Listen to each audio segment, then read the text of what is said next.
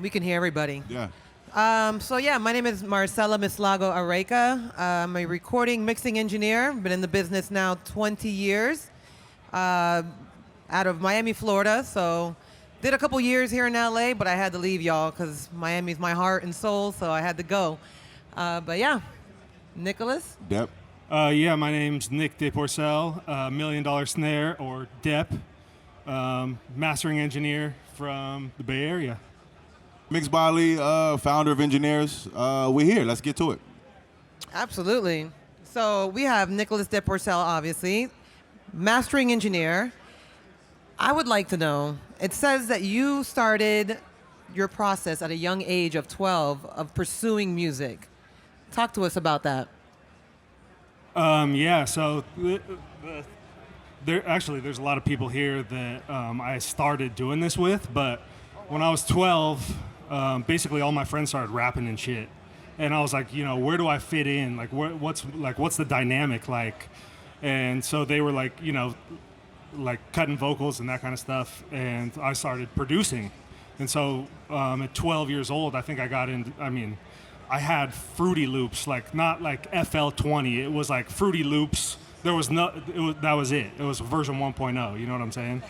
And I started opening up the demos and like figuring out how songs were being broken down. And so that's kind of when I started. I want to ask why. So you said you started out in that process. How did you end up mastering rather than mixing? Well, I've actually been mixing too for for my most of my life. Since I started producing, is like everything is like when you're producing, everything is mixing, right? Even down to like signal input, sample selection. Like you learn as you're going through the production process that like if it sounds shitty going in, it's going to sound shitty like at the very end also. You know what I'm saying? Absolutely. That's one thing I always stress, like as an engineer, the recording, people always ask, like, how do you get the best mixes? I'm like, you start in the recording process, right? Absolutely. I don't believe in the fix it in the mix slogan or whatever people feel like oh, let's just record to get by. Right. No, the recording is the most essential part. That step one, that foundation that you lay down in making the record, it has to be golden. And then from there, we build on that until it becomes, the hit that it becomes. Right. Yeah, and for a hit to happen, everyone in that sequence has to be doing their job right. Right. I always say, you as an engineer, in order to get a solid mix, it starts in the recording process. Like you can't polish your shit to diamonds, right? So get the recording as solid as possible, and then when you get into the mix, it's gonna be 9 times easier. I wanted to ask you, let's get everyone, for the people who don't understand, just give off a top list of some of your favorite songs that you've mastered and where you like some of your discography. What are you most proud of that you've worked on over the past couple of years? Man, that's hard. Come on. And it's unfair too, because everyone I work with is, you know what I'm saying? Like I try to treat everything with that same level of respect, because I never know, I never know what's gonna hit. As you know, you and I did the top grossing song of 2020, The Box. Roddy Ricch. Roddy Ricch, shout out Crazy. to him. Got a little diamond plaque there. A little diamond plaque. This fucking guy, right? Yeah. Fuck you. And don't you he can order his too. I haven't even ordered mine yet. I don't think and then last year, obviously, Family Ties, Baby Keem and Kendrick won a Grammy. So shout out. That's amazing. An album that just dropped today, Aaron Ray's Hello Poison. That shit sounds amazing. Yeah, check that out. Yeah. So check that out. That's like, it's hot right now. What would you, because me personally, as a mixer, the mastering part is like, it's like the turtle wax that Neil Polk will call it, right? It's adding that cherry on top, right? Like when you approach your process of mastering a record from a different engineer or different engineers in general, like what's the first thing you look at? Like what is your process from start to finish as far as just analyzing a song before you get into mastering? So I break down a lot of stuff on TikTok. If you haven't seen it, it's $1,000,000Snare. But I have a ton of videos that actually start right there of like what I do at the very beginning. And the first thing I look at is like it's a visualization of the waveform. Like I can see if it's bricked out right away. You know what I'm saying? I can see if it's like hitting at 0 right away, and I can see if I have like dynamics and some headroom pretty much right off the bat. So when I'm starting, it depends on who's mixing, how the mix came in, but initially I'm looking at like all right, do I need to like give myself my own headroom, Right. or is there enough for me to like just try to start processing out of the gate, and then different mixers. Obviously, now I feel like I've worked with like quite a few different mixers, and the way mixers send their mixes is also very unique, and like it's their sonic thumbprint. And I have to approach each one of those mixes differently. And you can see this on TikTok, but like for instance, I get a ton of dynamics when I get one of your mixes, and there's a ton of room to make shit just sound like amazing in 3D and incredible. And sometimes I get stuff that's already at the ceiling, like some of the Manny mixes I've been getting, where it's just like, all right, I'm gonna give myself like a dB of headroom, redo the limiting on it so that the kick hits a little bit harder. Maybe it's like needs a little bit of air in the top end. Maybe it needs, a little bump on the sides. But I'm trying to enhance it as much as possible without taking away from the vision of the producer, the artist, and the mixer at the same time. So it's like when I'm making those decisions, I'm thinking like, I want to change this a lot, but I know that that's probably not the best thing to do in this situation. Right. So do you ever like set out, maybe for like mixers that you haven't worked with, do you maybe set out maybe some specs on how you want the mixes delivered?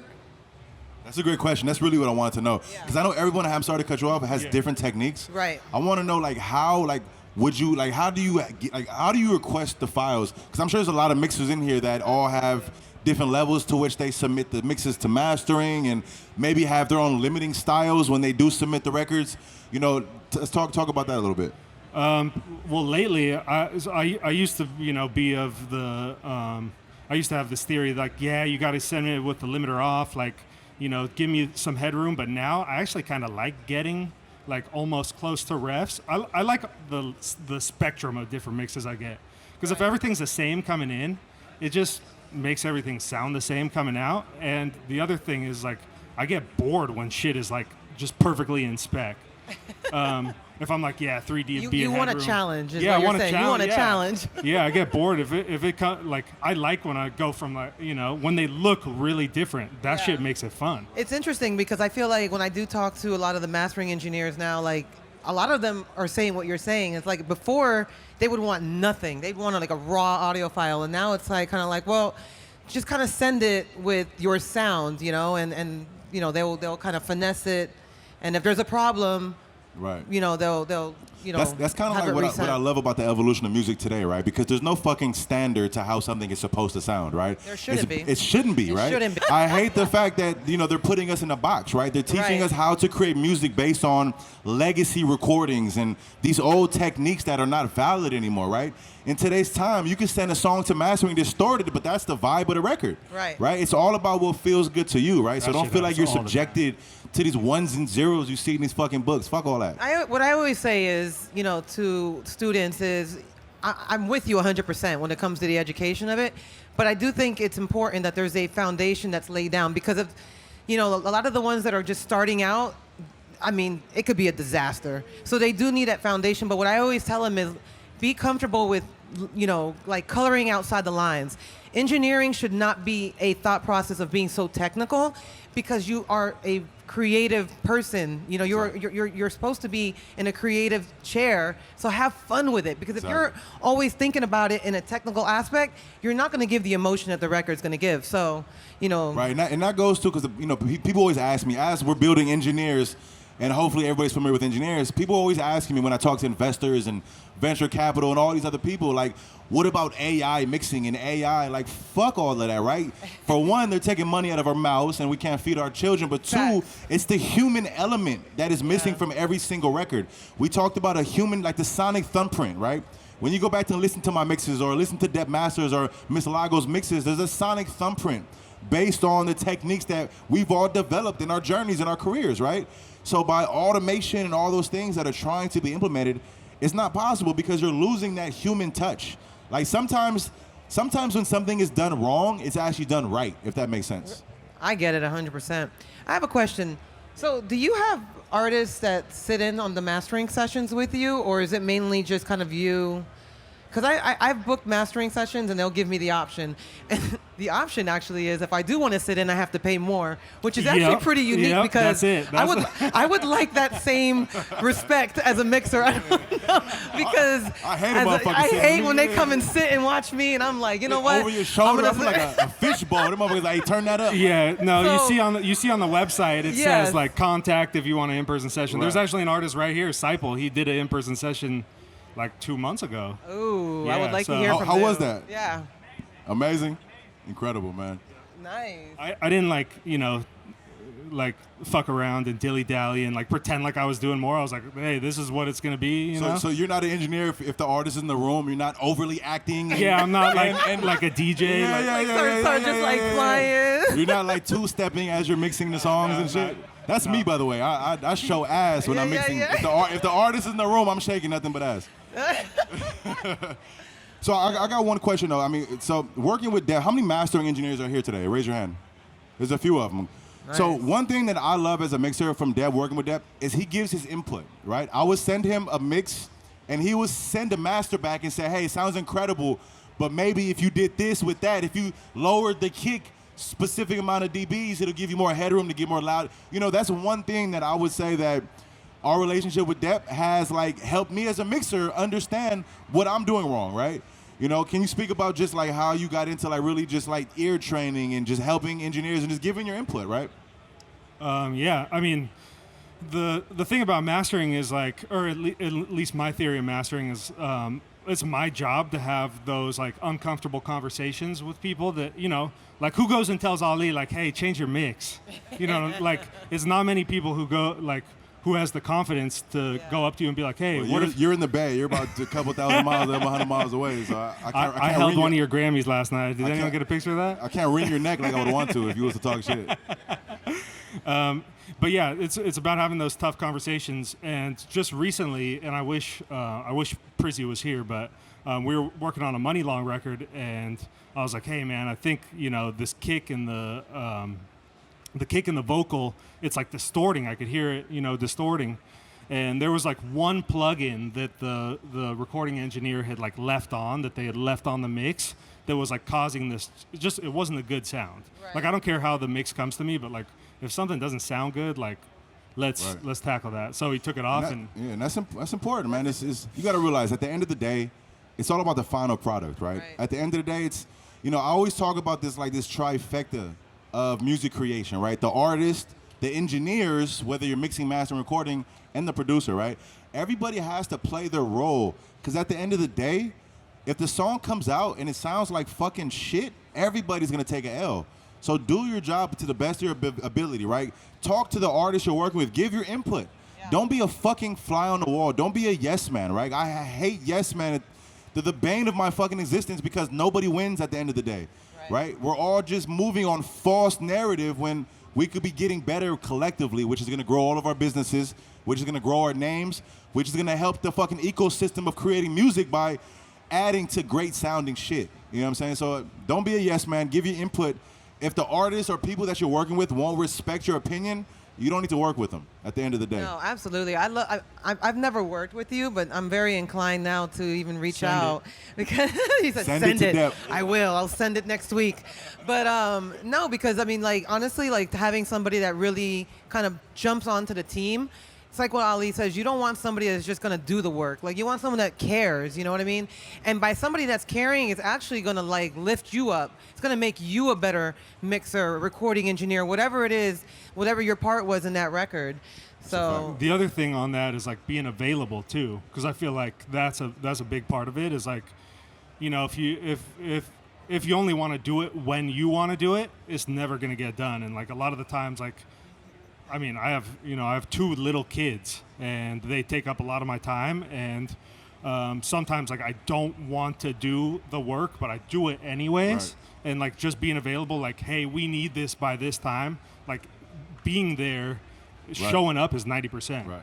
I talk about this in the workshops, right? I call them. It sounds corny. Hey, Brian, can I get some vocal on the mic a little bit? I talk about this a lot in our onboarding. I know there's a lot of engineers that are on the platform that's went through our onboarding classes, but there's these things that we call the plugins to success, right? It sounds mad corny, but listen to me. One of them is sacrifice. One of my plugins says sacrifices, right? Because at the end of the day, if you can look around, there's hundreds, thousands of the people doing the exact same thing that you're doing, but what's gonna separate you from them? That's the time that you're gonna put aside for the artist you're working with. The sacrifices you're gonna make. You know, go buy the Amiri Fit or go buy some plugins or some gear. Go to the function, the party, or go to the studio, right? Everything in life is about sacrifices, right? And you have to ask yourself, what are you willing to sacrifice to get to where you wanna go, right? Depp's one of his sacrifices is time away from his kids and family, right? To be there for the artist, just like myself, just like I'm sure Lago, right? She has a son of her own, has a family. So understanding that if you want to take yourself to the next level, ask yourself, what the fuck is it that you're willing to sacrifice to take you there? Because at the end of the day, if not, there's going to be somebody else who's going to take that role for you. It sounds harsh, but at the end of the day, it's the realest game ever. No, absolutely. I even tattooed sacrifice on my body somewhere. Somewhere. He's doing. No, I know where it is. It's, I'm fucking with you. It's somewhere. Nah. But yeah, man, this is incredible, man. Shout out to you, Deb. For real. Can we get a Q&A? Anybody got questions for this legend of an engineer up here? You or what? guys better have some questions. I mean, oh, look. The guy Come on, man. that's Hey, hold on. All this, y'all need some Come tequila. on, All this shy right. shit got to get out the window, man. Open your fucking mouth. We got Yeah. Jonathan here. I got you right now. Turn it on. Yeah. Be careful with the feedback too. I don't want to blow your ears out. Thank you, Marcus. Just wondering, in a master, what is the difference you look for when you're mastering a studio record compared to when you're mastering something for live version? Studio versus live. So like, just something that was recorded like at a show or something.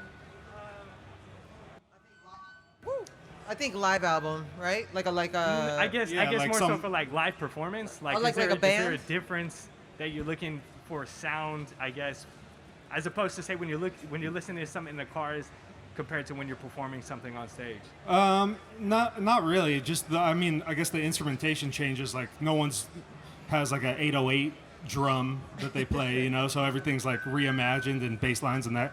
I think we did when we did the Roddy shit, yeah, the Apple Music, the Apple Music Awards, like that came out incredible.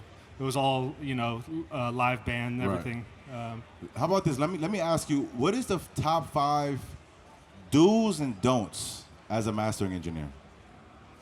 Top 5 do's and don'ts. It's probably on your TikTok somewhere. Yeah. Yeah, you should watch my TikTok. You follow me? We not on TikTok right now, motherfucker. What is the question? Answer the question. No, I'm playing. Top 5 do's. Give feedback, have those uncomfortable conversations, be available. We talked about it. Be invisible. Like my work should be hidden when it comes out, but try to make it so that no one thinks that you're there. Right. You know, no one, like when you watch a good movie, like you don't look at the actors and like see them acting. It just feels like you're part of the story. You know what I'm saying? Right. What else? Give me some don'ts. Give me some don'ts. What as $1 Million Snare as mastering engineer, what the fuck is it when you open up a session and you just want to shoot yourself in the face? What are the don'ts? Yeah, don't just send stuff back. If it sounds bad, like we talked about it, give that feedback. Don't send things brick-walled. Is that what? No, some You stuff can sounds work? good. Yeah, some of it sounds good. I can't. Well, he's a politically correct engineer, and there's nothing Yeah. wrong in his Yeah. world. No. Check out his TikTok. What is your TikTok, by the I way? mean, What it's is a- your TikTok? Drop the It's TikTok. $1 Million Snare. Oh, perfect. Yeah, Follow- it's everywhere. Follow $1 Million Snare. Follow Deb. Could we get a round of applause for Deb right here? Again, follow Deb on Instagram at $1 Million Snare. Follow him on TikTok at $1 Million Snare. Follow him on Engineers. If you're an independent artist looking for masters, Deb is offering masters on Engineers. You can book him. Send it to Deb. Send it to fucking Deb. Oh, he has a question. Go ahead.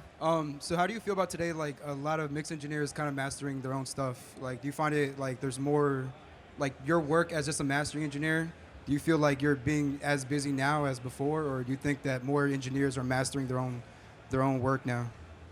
I mean, me personally, I'm busier than I've ever been. I lost an album just coming down here today. Don't make me feel bad. Oh my No, gosh. don't feel bad. It's all good.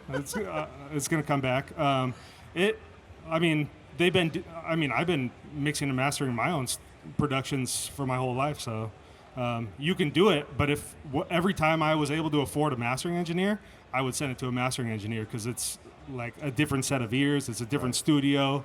They have a different process. You know what I'm saying? So it's like, if I don't like it, like I could always go back to whatever version I had, but usually that's not been the case. So Yeah. I want to make a quick comment that you just said. I know we're very multifaceted nowadays because of technology has allowed us to be everything. Like, you know, like you'll meet, many of you are recording, mixing, mastering, like producers, you're covering everything, which is great. But what he just said is like putting another set of ears on things. That's so important. Right. A lot of times when I talk to aspiring artists and they're the ones that are kind of doing everything because of budget issue, you know, whatever, it's like have somebody else, if you can do it, have somebody else like record you, Right. or have somebody else mix the record. Try not to wear so many hats because then it's only your ears. So nobody, you know, like you have no dynamic and understanding like where that record stands. Right. You know, if it's I only agree. you listening to it. You have to sometimes step back, right? That's how you're able to Absolutely. take things to the next level. It's let somebody else shine and do what they do best, right? Right. You know, and that's I completely agree with you 100%. yeah, people ask me questions. How do I market my business? And like, I don't know how to market your business because I'm a Right. mastering engineer. I'm Sign gonna up for do Engineers. We'll this- market the fuck out of your business. Yeah, no, that is a good way to do it. But I specialize in this one thing, and that's the thing I want to help you out with. Right. The other thing is when people send stuff here, I also have our other engineer listen to it too. So there's a third set of ears these days, and especially at the end of an album, I'll be like, okay, you know, I'm too close to this album now. Can you listen to this? And I'll have him listen to it on headphones.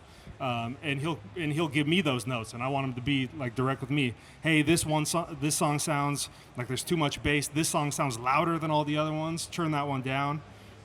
So I need that as Right. well. You know. You have a question? I don't. I was going to say, who was next? Yeah. And Yeah, I just wanted to ask, so what are your thoughts on Dolby Atmos mastering, and how do you think it's going to affect the future of mastering songs?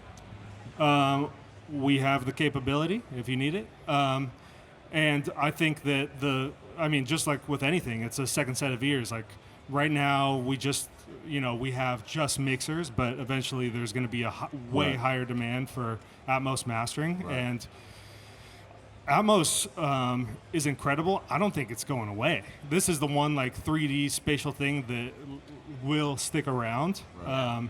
And if you've heard stuff, especially with like the whatever it is, the tracking, that stuff sounds like dynamic pretty head crazy. tracking. One thing about the Dolby Atmos, we talk about this a lot. Now, I'm a big advocate for Dolby Atmos, right? Because it's just the evolution of music, right? You got to think, you know, I use this analogy a lot when I speak on panels about it. When you go back and listen, how many of you all are fans of the Beatles and you study music and listen to like Abbey Road and all that shit, right? When you listen to that album, Abbey Road, you would notice that they've panned the drums all the way to the fucking left, right? The hi-hats all the way to the right. Do you know why that is? It's because they're experimenting with stereo for the first time. You know, stereo mixes didn't start until I think 1969, right?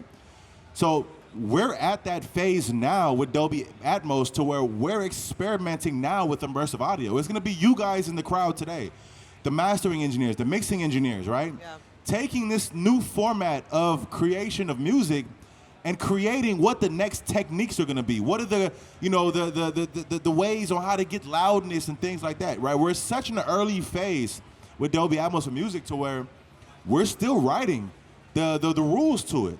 You understand? I think the biggest breakthrough with Atmos right now that I don't think anyone is like really doing yet is producing in Atmos. Like Right. if you're no, starting a that's beat, yeah. like start that shit in Atmos. Let's do something crazy because right now that's not being done. We're taking stereo and mono stems and we're trying to, you know, make mixes Right. out of them. But Right. once you start, once producers get into it and they start producing, we're gonna open up a realm of Oh, sure. engineering and just experiencing music that I don't think we've been Yeah, able man. to I agree. experience. I work with a producer by the name of Danger, and so I'm building an Atmos room down in Miami right now, and I'll be working in it, of course, mixing, but the real premise is my partner, he wants to produce an Atmos. Like, he's banging my head like, oh, I got to do this. I got to be able to, like, just start an idea from that, you know, Right. which is like, that. I mean, that's the future, like he just said. You got to think, it's I mean, for those who are not really familiar with Atmos, it's object-based mixing, right? So instead of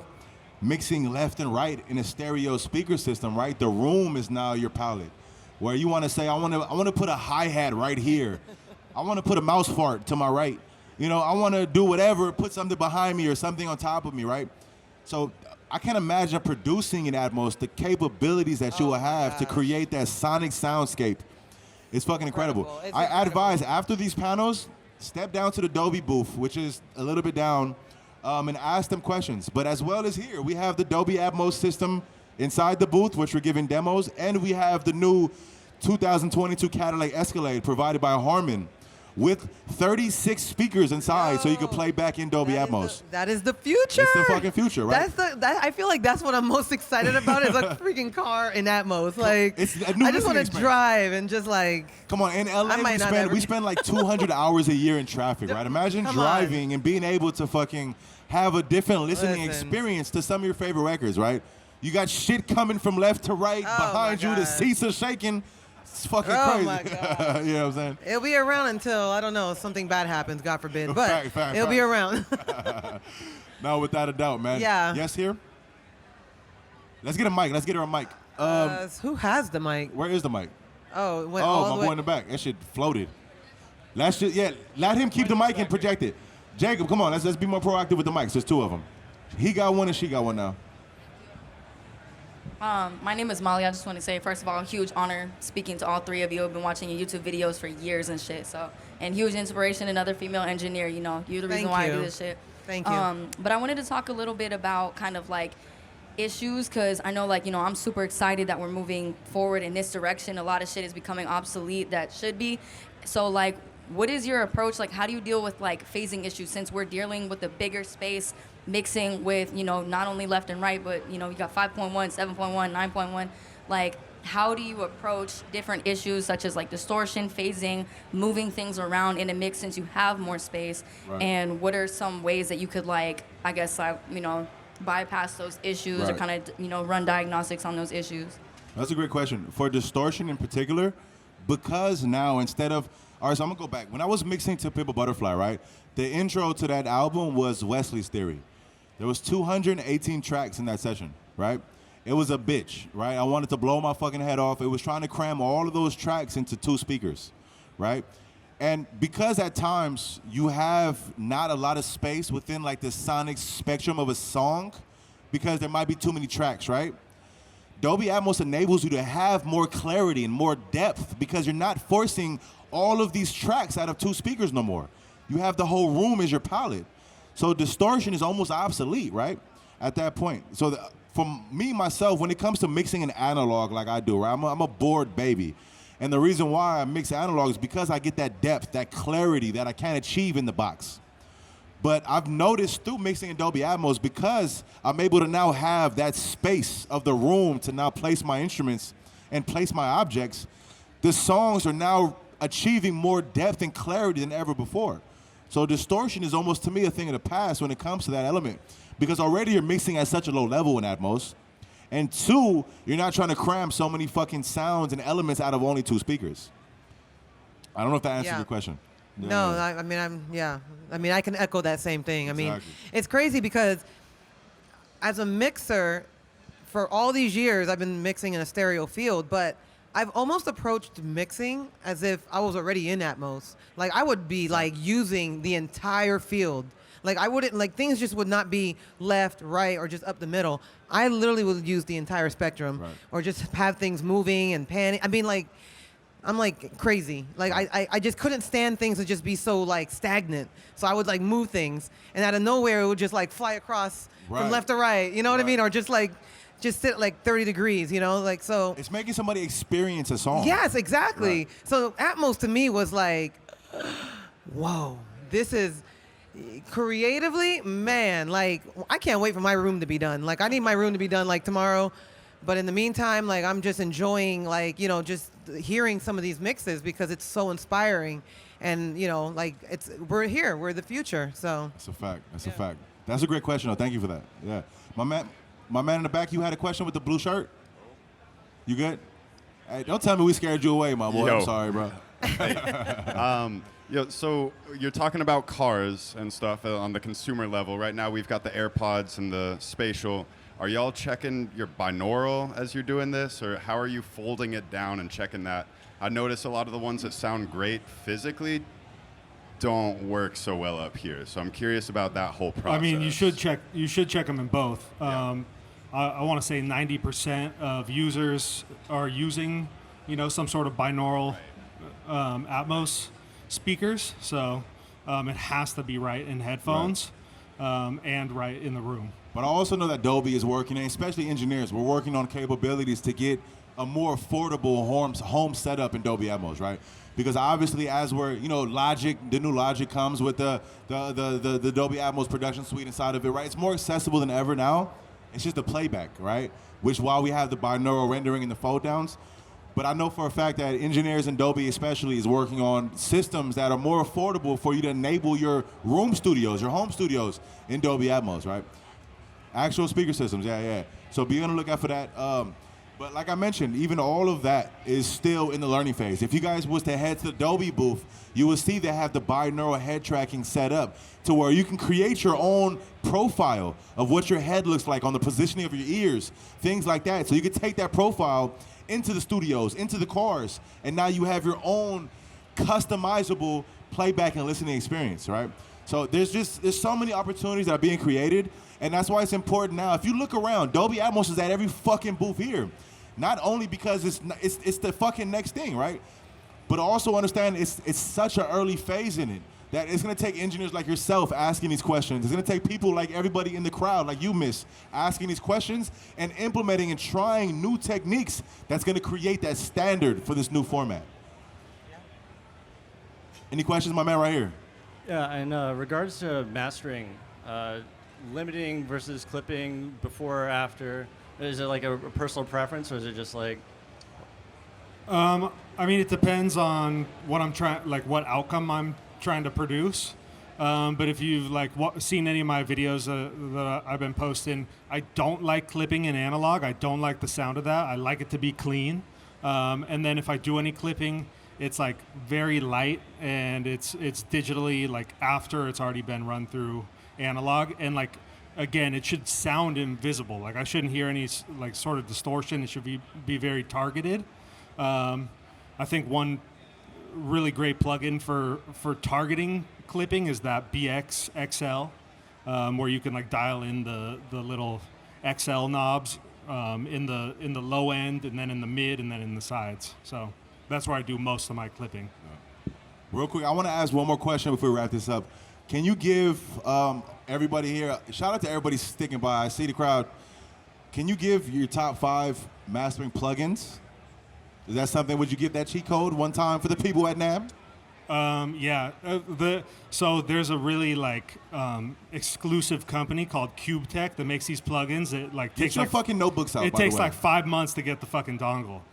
So I finally got this dongle, and they let you demo all the plugins for 200 hours, 200 working hours. So if you have the plugin open in your DAW, they'll let you use it for up to 200 hours. There's plugins on there. They look like MS-DOS. The interface does not look good, but they sound amazing. And there's this one Vitalizer, the SPL Vitalizer, the CubeTech Vitalizer, that's just in this CubeTech that does almost the same exact thing that my real analog piece does. And it's fraction of the price. That's one. The other one that I really like, and you guys will see me using this all the time, is the newfangled Elevate. And the reason I like that limiter in particular is because I could shape the curve of how I can contour the limiting curve to the human ear, and that's why it has those 28 bands where I could pull out a little bit more of the kick. It's an amazing plugin. It gives me a ton of control. And then, man, what would be the third one? I really like the YCQ, that soft tube YCQ. That shit is amazing. So, word. What monitors are you on? I use Tyler Acoustic D1Xs. Yeah, man. Incredible. Well, shit, man. I want to thank you, Depp, again, just for being a fucking absolute legend. Thank you for your continued support, and thank you for being true to music. I personally know your story, bro, and I'm proud of the progress that you've made. You single-handedly, became one of the top sought-after mastering engineers in hip hop, which I've known from the beginning. So shout out to you. Let's clap it up for Depp for coming through, showing love, spreading knowledge, Congratulations on all your success. and adding fucking great quality music to the ecosystem that we all love and enjoy so much. So